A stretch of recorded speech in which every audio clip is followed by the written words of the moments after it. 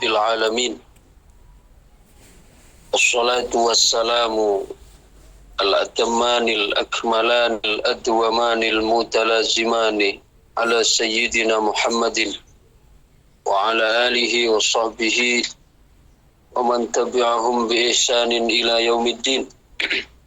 Subhanaka la ilma lana illa ma 'allamtana innaka antal alimul hakim. Subhanaka la fahma lana illa ma fahamtana innaka antal alimul hakim. Rabbana iftah bainana wa baina qaumina bil haqqi wa anta khairul fatihin. Summa amma ba'du. Bismillahirrahmanirrahim. Pada pertemuan minggu yang lalu kita telah membahas hikam yang ke-105, di mana pada hikam yang ke-105 Syekh Ahmad Ibnu Athaillah Sakandari beliau menyebutkan liyukhaffif alamal bala'i 'alaika 'ilmuka bi annahu subhanahu huwal mubli lak falladhi wajahatka minhul aqdar huwalladhi 'awwadaka husnal ikhtiyar. Yang dapat meringankan sakitnya ujian atasmu adalah engkau mengetahui atau engkau mengerti, engkau memahami bahwa yang memberi ujian itu adalah Dia. Karena Dia yang telah memberikan kepadamu keputusan-keputusannya, Dia juga yang telah mempersiapkan kepadamu sebaik-baik pilihan. Ya, artinya bahwa obat untuk meringankan nyeri terhadap ujian, yang dapat meringankan nyerinya ujian, musibah, cobaan, itu adalah dengan kita mengetahui, bukan hanya sekedar mengetahui, tapi juga kita mengerti, kita memahami bahwasanya yang memberi ujian itu atau yang memberi cobaan itu, yang memberi musibah itu adalah Allah. Kalau masih di dalam tataran akal, kita sudah lama tahu itu. Sejak kita bisa baca tulis, mungkin kita sudah diajarkan itu.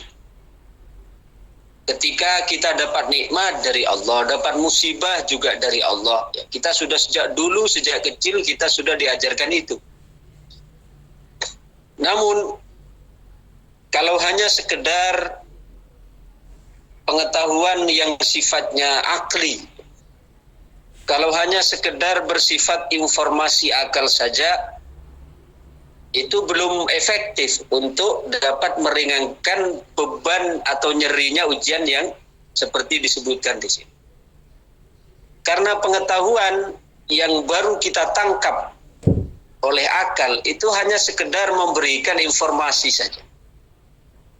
Sedangkan informasi, pengetahuan kita kalau hanya sebatas informasi itu tidak akan ngaruh apa-apa. Contoh begini.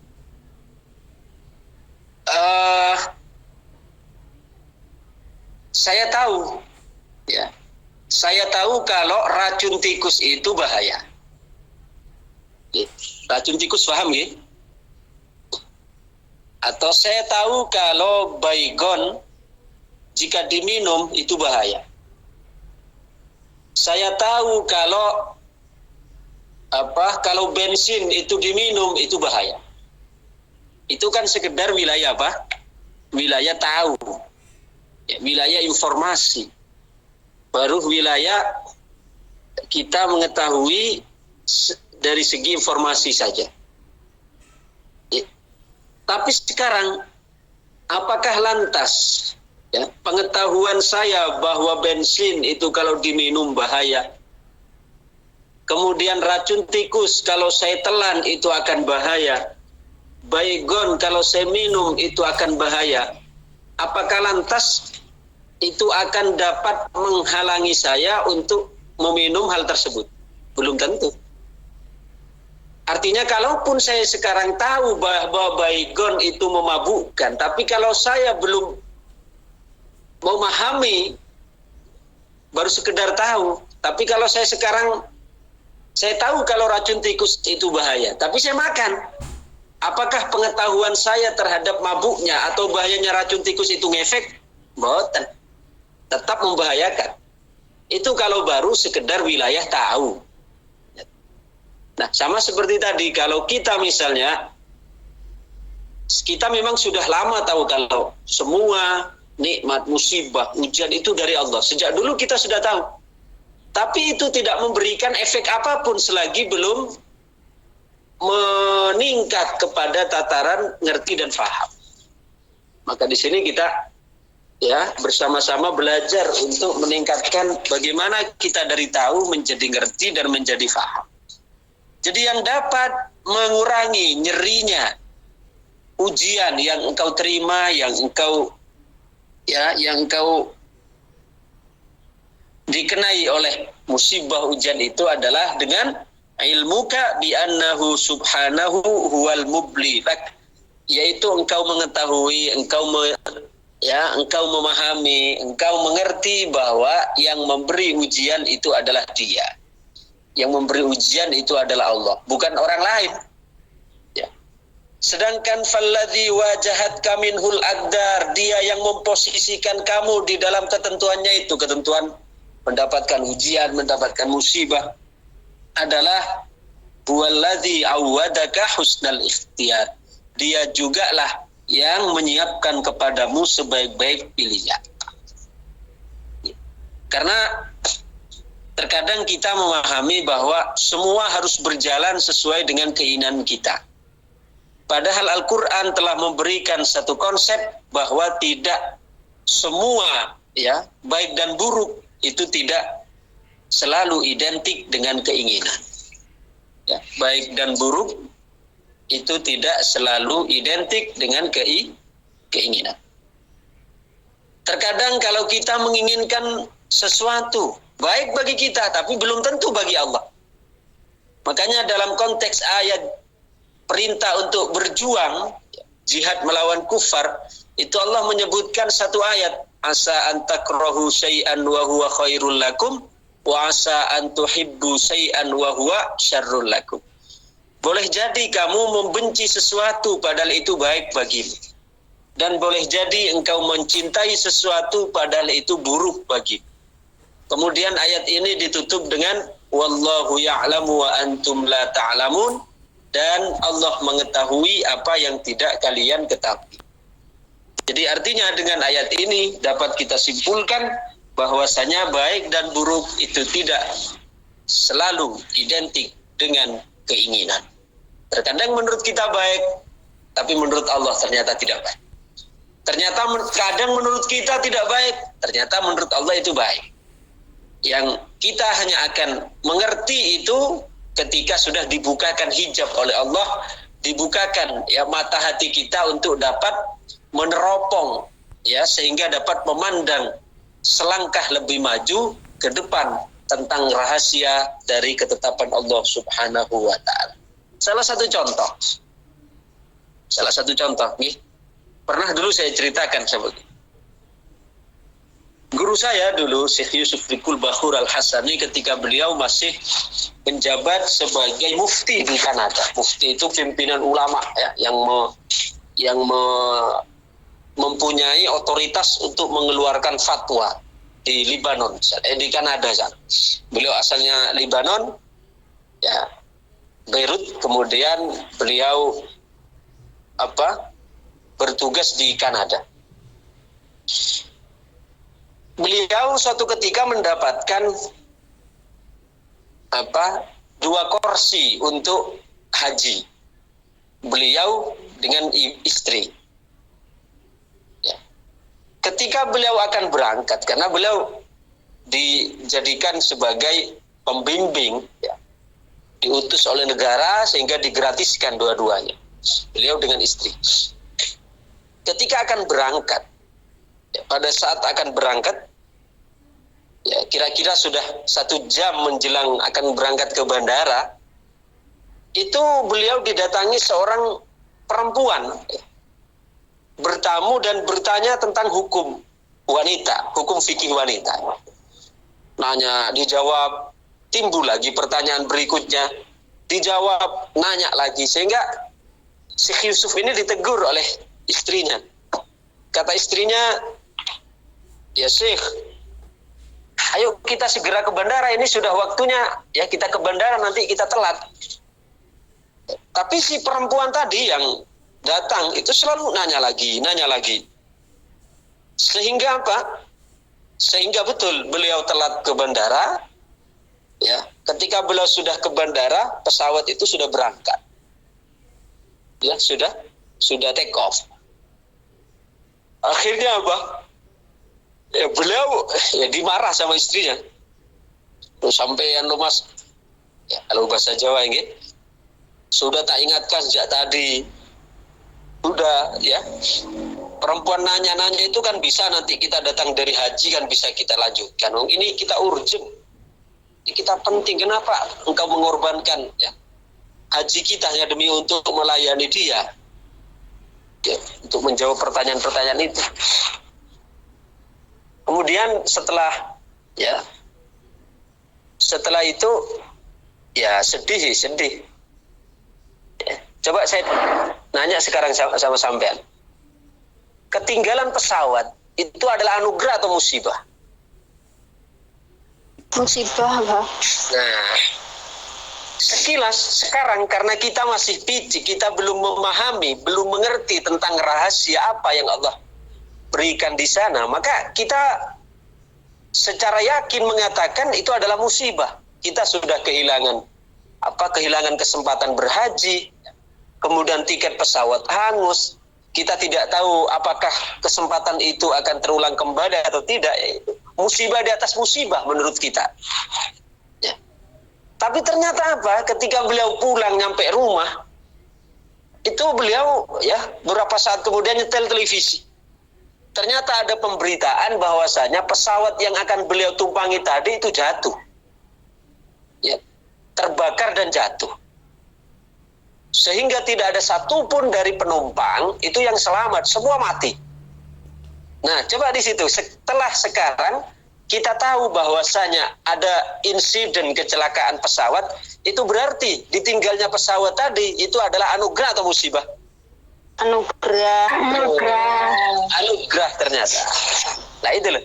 Jadi ketika kita sudah paham itu tadi, maka kata tadi liyukhaffif alamal bala alaik, untuk meringankan rasa nyeri, rasa sakitnya engkau ketika ditimpa ujian adalah ilmuka bi annahu subhanahu wal mublilak, yaitu engkau mengetahui, engkau memahami, engkau mengerti bahwa dialah yang memberikan ujian kepadamu.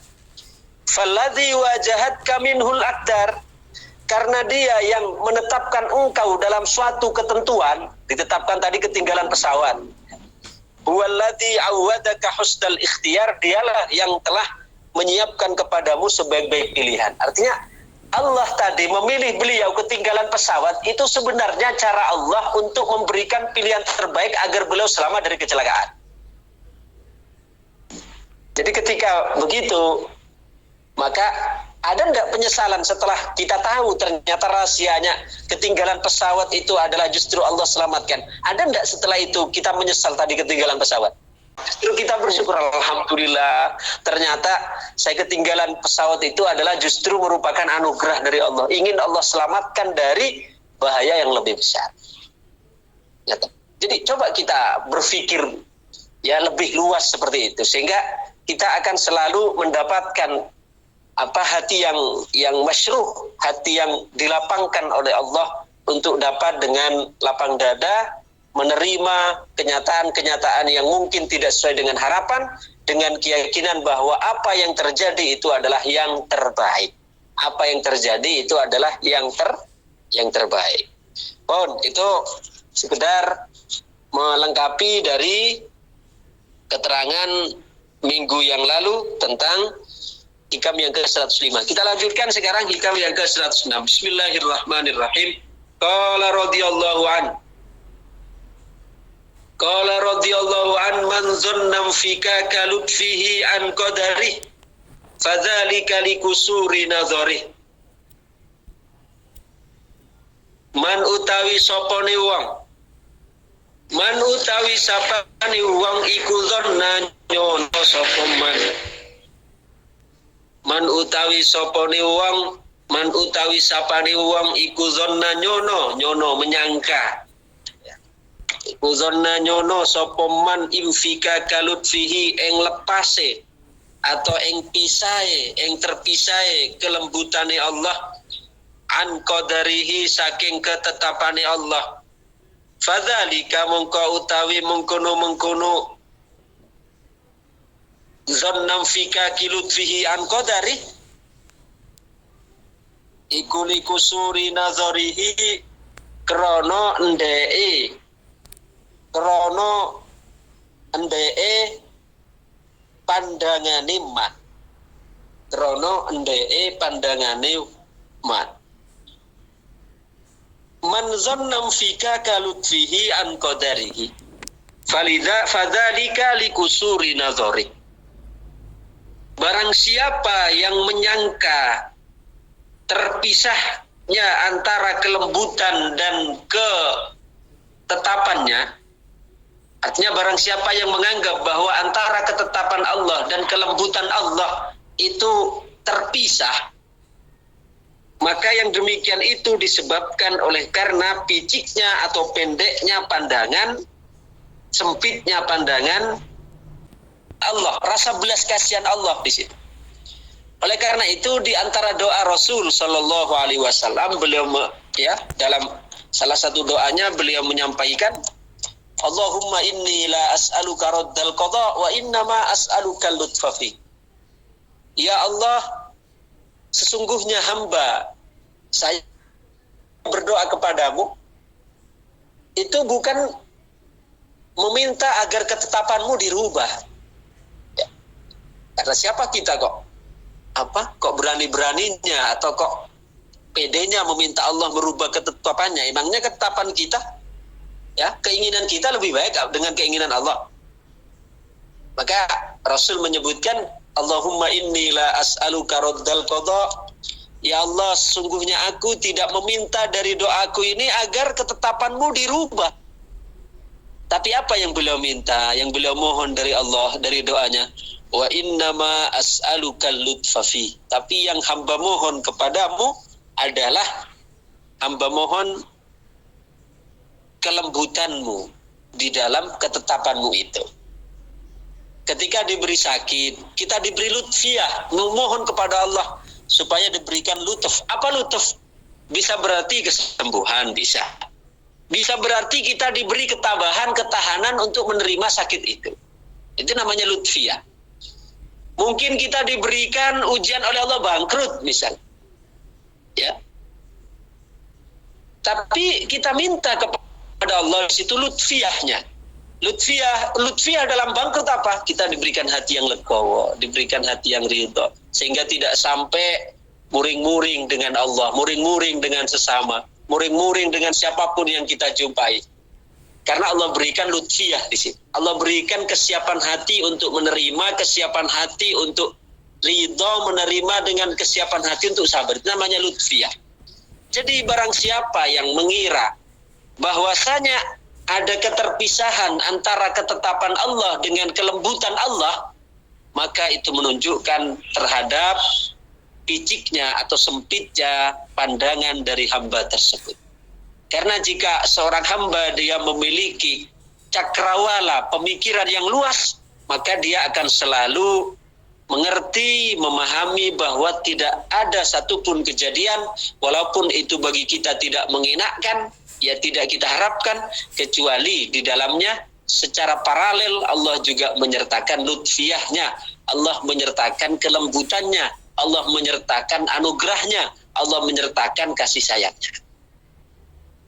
Jadi kita kena musibah misalnya, kita tidak sampai sambat, tidak sampai mengeluh, tidak sampai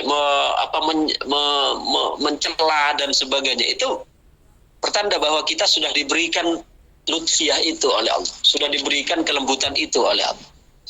Oke. Al-Ghazali dalam syarahnya disebutkan di sini, man dhanna fika kalutfihi an qadari. Barang siapa yang menyangka bahwasanya ada keterpisahan antara kelembutannya dan ketetapannya, ai amma qadarahullah, yaitu dari perkara yang Allah takdirkan alaihi terhadapnya, minal balaya, dari ujian-ujian, wal mihan, dan cobaan-cobaan. Fadzalika likusuri nazarih, itu disebabkan karena pendeknya pandangan, piciknya pandangan seorang tadi. Izlau kamula, karena seandainya dia sempurna, yakni seandainya dia memiliki pandangan yang luas, lawajada nafsahu qad hasolalahu fi tilkal balaya altafun katsirah. Karena jika dia sempurna, artinya jika dia memiliki pandangan yang luas, memiliki cakrawala pandangan batin yang luas, maka dia akan mendapatkan di dalam musibah-musibah yang dia dapati kelembutan-kelembutan yang sangat banyak. Di antaranya, coba orang dulu, ini sebenarnya warisan dari ajaran para wali.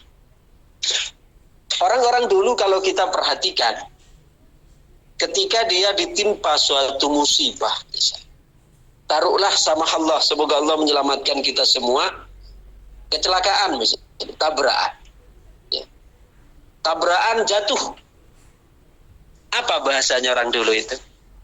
Ya, alhamdulillah. Ini yang mengatakan yang bersangkutan loh, korbannya ini mengatakan. Ketika dijenguk oleh orang-orang, ya, ke rumahnya, ditanyakan gimana tadi peristiwanya. Alhamdulillah tadi ketika saya ditabrak itu kencang sekali, saya sampai roboh, sampai jatuh. Tapi untung, coba bahasa orang dulu. Tapi untungnya masih masih tidak patah. Ya walaupun sebenarnya sudah babak belur, sudah luka-luka semua, tapi masih ada untung tidak patah. Pernah buatan kita orang-orang dulu itu ketika ya terkena musibah seperti itu mengatakan demikian, pernah kan? Itu sebenarnya ajaran para wali. Sekarang sudah tabrakan sama Allah, semoga Allah menyelamatkan gitu. Sudah patah, apa dia ketika dijenguk oleh orang-orang, ketika ditanyakan gimana tadi peristiwanya? Tadi Masya Allah ketika saya akan nyebrang itu ada sepeda motor dari arah timur, dia sangat ngebut sekali, kemudian menyerempet saya sampai saya jatuh. Tapi alhamdulillah untung, lu coba masih ada untung. Hanya tangan kanan yang patah, tangan kiri masih ada. Lu coba. Sudah kecelakaan masih apa? Bahasanya masih untung. Masih mengatakan untung. Masih selamat. Kemudian sekarang sudah ya lebih parah lagi. Masih bersyukur. Sekarang sudah ketabrak kanan kiri, tangan kanan patah, tangan kiri patah. Ya, ketika dijenguk oleh orang-orang ditanyakan gimana tadi kok bisa sampai tabrak? Tadi ketika saya nyabrang itu ada dua ya sepeda motor dari dua arah, dari depan ya dan dari belakang. Ketika nyerempet saya langsung roboh dan kedua tangan saya langsung patah. Untung masih dua tangan, kaki saya tidak apa-apa. Lu coba, masih untung lagi. Nah, artinya orang yang seperti itu karena memang sudah nancap di dalam hatinya bahwa di setiap peristiwa kejadian itu masih ada al-tafullah, masih ada kelembutan Allah, kasih sayang Allah yang masih Allah sisakan di situ. Oleh karena itu Nabi Ayyub alaihissalam ketika beliau sakit itu oleh umatnya didesak, ya wahai Nabi Allah, panjenengan adalah seorang nabi, seorang rasul yang doanya itu adalah mustajab, yang doanya itu adalah makbul. Tapi mengapa panjenengan tidak berdoa supaya diberikan kesembuhan? Tapi apa kata beliau? Saya malu dengan Allah. Baru diuji ya, 8 tahun saya sakit, masa sudah akan mendesak-desak Allah? Sedangkan 80 tahun saya diberikan sehat, itu ya saya belum merasakan. Nah, coba artinya karena beliau betul-betul merasakan, menghayati bahwasanya di dalam setiap peristiwa dan kejadian, walaupun itu pahit, tapi sebenarnya di situ ada al-tafullah, ada lutfullah, ada kelembutan Allah yang Allah sertakan, yang Allah berikan di dalam peristiwa dan kejadian itu. Maka kata beliau di sini, ya, izlau kamula, ini syarahannya dari Imam Syarqawi, izlau kamula, karena jika seandainya dia sempurna dalam arti pandangannya luas, maka la wajadan nafsahu, dia akan mendapati dirinya qad hasalalahu fi tilkal balaya, di dalam ujian yang dia terima altafun katsiratun, kelembutan-kelembutan banyak yang telah Allah berikan. Minha diantaranya iqbaluhu alal maula bitilkal baliyah. Nah, diantara kelembutannya apa? Ya, jadi kelembutan Allah itu tidak melulu harus bersifat sesuatu yang fisik loh, nih. Harus bersifat, misalnya kalau tadi kan bersifat fisik semua. Kita ya ada orang tertabrak yang kanan, kiri masih ada, masih diselamatkan yang kiri. Itu kan kelembutan Allah yang sifatnya zahir. Tapi tidak selamanya harus bersifat zahir. Kadang ada kelembutan yang apa? Minha iqbaluhu alal maula bitilkal baliyah. Terkadang kelembutan itu Allah berikan datang dalam bentuk kita datang kepada Allah kelembutan tersebut. Dalam arti sekarang kita dalam keadaan musibah. Maka kita kan merasa betul-betul tidak memiliki kekuatan. Akhirnya datang berdoa kepada Allah. Nggih ya Allah, saya selama ini adalah hamba yang sombong denganmu ya Allah. Tidak pernah mensyukuri nikmat-nikmatmu ya Allah. Sekarang saya baru merasakan ya Allah, ternyata semua adalah karena kekuatanmu, karena pertolonganmu. Sekarang saya diberikan sakit, diberikan ujian, cobaan olehmu ya Allah. Ini semua mudah-mudahan dapat menebus dosa-dosa hamba lu. Coba. Dia masih diberikan kelembutan oleh Allah dengan berupa mengakui kelembutan atau kekurangan-kekurangannya, DP-DP di hadapan Allah. Itu juga merupakan lutfullah. Wa kullu ma az'ajan nafsa wa naghassuha wa kullu ma az'ajan nafsa wa naghassaha wa alamaha fa huwa mahmudul akibah. Karena terkadang sesuatu yang kebanyakan sesuatu yang sesuatu yang mengejutkan nafsu, mengejutkan jiwa, peristiwa yang mengejutkan kita, itu biasanya berending baik. Ya contoh saja, ya walaupun film sebenarnya, tapi kita masih dapat saja mengambil pelajaran.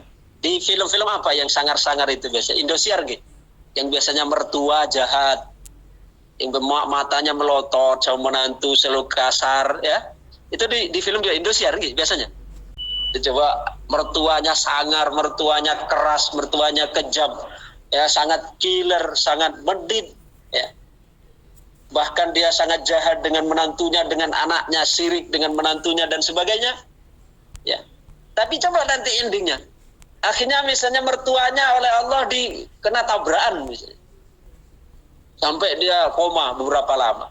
Ketika mau mati baru dia kan biasa menyesali. Iya nak, saya sekarang ya menyesali selama ini bapak atau ibu sangat kejam denganmu, bising denganmu. Sambil dengan nafasnya tersengal-sengal, disetting sudah sekarat mau mati.